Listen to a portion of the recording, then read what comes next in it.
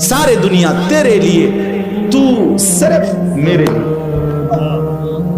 আল্লাহ বলছে, বান্দা तमाम দুনিয়া তোমার জন্য, তুমি শুধুই আমার জন্য।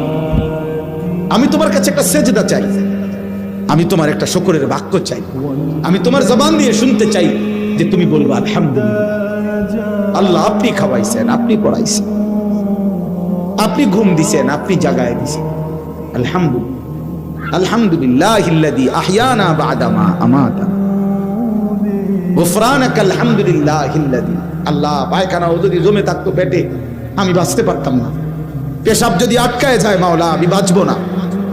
আপনি আমার পেশাব, আপনি আমার পায়খানা পরিমিত মাত্রায় আমার শরীর থেকে বের করে দিয়েছেন, আলহামদুলিল্লাহ। আপনার শুকর মাওলা।